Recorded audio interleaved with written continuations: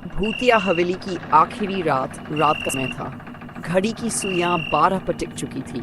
आसमान में बादलों ने चांद को ढक लिया था और बीच बीच में बिजली की चमक सूनी सड़क को भयावह बना रही थी। हवा में ठंडक के साथ एक अजीब सी गंध फैली हुई थी, जैसे पुराने लोहे या सड़े हुए लकड़ी की। लखनऊ से करीब 30 किलोमीटर दूर बरगदपुर नाम का गांव था। गांव छोटा था, मगर उसकी सबसे बड़ी पहचान थी राय साहब की हवेली। 100 साल पुरानी टूटी फूटी दीवारें, काई जमा हुआ फर्श और बरगद के पेड़ की जड़ें जो आधी दीवारों को निगल चुकी थी। कहते हैं उस हवेली में कोई रात नहीं बिताता, जो भी रुका जिंदा नहीं लौट पाया। चुनौती अविनाश और उसके 3 दोस्त रजत, निखिल और प्रिया शहर के कॉलेज में पढ़ते थे। हॉरर और पैरानॉर्मल चीजों के प्रति उनका आकर्षण पुराना था। एक दिन कैंटीन में बैठकर जब सब भूत प्रेत की बातें कर रहे थे तो निखिल ने कहा, यार ये सब बकवास है, भूत प्रेत कुछ नहीं होते, सब दिमाग की उपज है। रजत मुस्कुराया। तो फिर एक काम करते हैं, इस शनिवार राय साहब हवेली चलते हैं, वहीं पता चल जाएगा क्या होता है। सब हंस पड़े, मगर अविनाश ने तुरंत हाँ कर दी। मैं तैयार हूँ, तुम सब चलो, रात वहीं रुकेंगे। प्रिया पहले तो मना करती रही, मगर दोस्तों के जोर देने पर मान गई। उन्होंने तय किया शनिवार रात को चारों उस हवेली में एक रात बिताएंगे और सब कुछ कैमरे में रिकॉर्ड करेंगे। हवेली की दहलीज, शनिवार की रात। गांव तक पहुंचने के बाद चारों ने बाइक वहीं छोड़ी और टॉर्च लेकर हवेली की तरफ पैदल चल पड़े। रास्ते में सिर्फ झिंगुरों की आवाज और सूखी पत्तियों की सरसराहट थी। हवेली सामने आई तो सब एक पल को ठिठक गए। टूटी हुई छत, बंद खिड़कियां और बीचों बीच पुराना बरगद का पेड़ की डालियां जैसे किसी की उंगलियों की तरह हवेली को पकड़कर हिला रही थी। गेट पर जंग लगे लोहे की चेन लटक रही थी। अविनाश ने कहा, चलो खोलते हैं। जैसे ही उसने चेन हटाई, एक भारी आवाज आई, कर्क कर्क। गेट अपने आप खुल गया। रजत ने हंसते हुए कहा, देखा, हवेली खुद हमें बुला रही है। अंधेरे का खेल अंदर दाखिल होते ही चारों को ठंडी हवा का झोंका लगा। टॉर्च की रोशनी में धूल के कण उड़ते दिखाई दिए। दीवारों पर पुराने राजाओं और औरतों की तस्वीरें टेढ़ी लटकी हुई थी। एक कमरे में घुसे तो वहां टूटी हुई झूले की कुर्सी धीरे धीरे अपने आप हिल रही थी। किसी ने धक्का नहीं दिया ना? प्रिया ने कांपती आवाज में पूछा। नहीं, निखिल बोला, शायद हवा का असर है। चारों ने कैमरा चालू किया और हवेली का वीडियो बनाना शुरू किया। एक कमरे से दूसरे कमरे तक घूमते हुए वे ऊपर की मंजिल पर पहुंचे। वहां एक बड़ा सा कमरा था जिसके बीच में टूटा हुआ पलंग रखा था। उसके सिरहाने की दीवार पर लाल रंग से लिखा था, यहाँ कोई नहीं रहता, सिर्फ मैं। रजत ने मोबाइल की फ्लैशलाइट से दीवार को देखा। किसी ने जानबूझकर लिखा है डराने के लिए। लेकिन उसी वक्त पीछे से किसी के चलने की आवाज आई। धीरे धीरे चप्पल घसीटते हुए सबने पलट कर देखा, कोई नहीं था। अतीत की परछाइयां। नीचे के कमरे में उन्हें एक पुरानी डायरी मिली। उस पर धूल की मोटी परत थी। अविनाश ने पन्ने पलटे।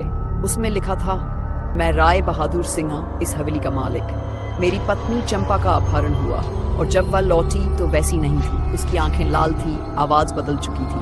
उसने कहा, वह चंपा नहीं, कोई और है जो उसके शरीर में आया है। अगला पन्ना अधूरा था, सिर्फ खून के धब्बे थे।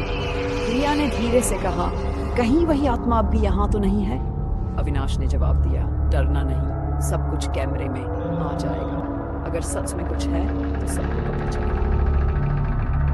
आत्मा का आगमन। घड़ी ने 12 बजाई थे कि हवेली की पत्ती एक झटके में गुल हो गई। टॉर्चें झिलमिलाने लगी। हवा का झोंका अंदर आया और दरवाजा अपने आप बंद हो गया। चारों अंदर फंस चुके थे। अचानक किसी औरत के गाने की धीमी आवाज आई, लोरी सुन लो राजा मेरा। वो आवाज पास आती गई। रजत ने कैमरा घुमाया तो दीवार पर एक परछाई दिखाई दी। लंबी चोटी, सफेद साड़ी, बिना पैर के वह छाया धीरे धीरे हवा में तैर रही थी। प्रिया चीख पड़ी। निखिल भागने लगा, लेकिन दरवाजा नहीं खुला। उसने जितना जोर लगाया उतना ही दरवाजा और बंद होता गया। अविनाश ने कैमरा उठाया, कौन है वहां? अचानक किसी ने उसके कंधे पर हाथ रखा। उसने पलट कर देखा, कोई नहीं, मगर कैमरे की स्क्रीन पर साफ दिखाई दिया एक औरत उसके पीछे खड़ी थी, झुकी हुई, सिर झटका हुआ और आंखें लाल। एक एक कर सब गुम सबने नीचे की ओर भागने की कोशिश की। निखिल सबसे आगे था। सीढ़ियों से उतरते वक्त उसने कुछ कहा, दोस्तों यहाँ कोई।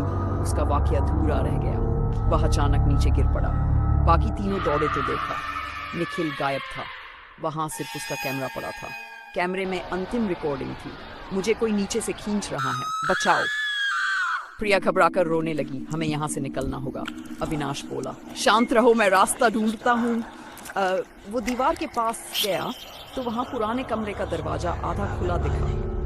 अंदर झांका तो वही औरत जमीन पर बैठी थी और अपने बालों में किसी चीज को उलझा रही थी। अविनाश ने ध्यान से देखा, वो निखिल का ब्रेसलेट था। औरत ने सिर उठाया, उसका चेहरा सूजा हुआ, आंखें खून जैसी लाल और मुंह से अजीब सी हंसी निकली। अब तुम बचे हो। हवेली का रहस्य। अविनाश भागते हुए ऊपर पहुंचा। वहां रजत और प्रिया को उसने कमरे में छिपा पाया। रजत के चेहरे पर खरोंचें थी। वो दीवार से निकल आई थी। दीवार से? अविनाश ने हैरानी से पूछा। रजत बोला, हाँ, जैसे कोई परछाई दीवार से बाहर आई हो। वो बोली, मेरा पति मुझे क्यों जलाया? अब पहेली कुछ खुलने लगी थी। अविनाश ने डायरी का आखिरी पन्ना पढ़ा। आज मुझे सच का पता चला। चंपा पर कोई प्रेत सवार नहीं था। पंडित ने झूठ कहा। मैंने अपनी ही पत्नी को आग में झोंक दिया। अब उसकी आत्मा इस हवेली में भटक रही है, मेरे लौटने का इंतजार कर रही है। अविनाश ने पन्ना पढ़ा ही था कि कमरे में फिर वही लोरी गूंजी। दीवार से धुआं निकलने लगा। धुएं में से औरत का चेहरा उभर आया। अंत का अंधकार। औरत धीरे धीरे आगे बढ़ी। रजत ने भागने की कोशिश की, मगर दरवाजा फिर से बंद। औरत ने उसका हाथ पकड़ लिया। उसका शरीर जम गया, बर्फ जैसा ठंडा। रजत की चीख कमरे में गूंजी और वह वहीं गिर पड़ा, बेजान। प्रिया डर के मारे कोने में सिमट गई। हमें माफ कर दो, वो रोने लगी। औरत की आंखों से आंसू बहने लगे, मगर वो बोले बिना गायब हो गई। कुछ पल के लिए सन्नाटा छा गया। फिर अचानक पूरा कमरा हिलने लगा। छत से मलबा गिरा, दीवारों से खून टपकने लगा। अविनाश ने प्रिया का हाथ पकड़ा और नीचे भागा। किसी तरह गेट तक पहुंचे। जैसे ही उन्होंने बाहर कदम रखा, हवेली के अंदर एक जोरदार विस्फोट हुआ।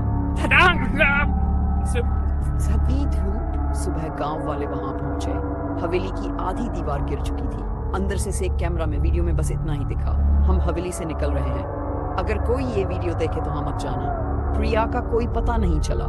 अविनाश बेहोश सड़क किनारे पड़ा मिला। जब होश आया तो उसने कहा, वो हमें छोड़ना नहीं चाहती थी, वो आजाद नहीं हुई। अविनाश ने कभी उस रात के बाद कुछ नहीं कहा। कॉलेज छोड़ दिया और कहीं चला गया। हवेली आज भी वही है। बरगदपुर के लोग कहते हैं, आज भी जब आधी रात को हवेली के पास से गुजरो तो किसी औरत की लोरी सुनाई देती है। लोरी सुन लो राजा मेरे, कहते हैं। वो अब भी अपने पति का इंतजार कर रही है और उन सब का जो उसकी आखिरी रात का हिस्सा बनते हैं।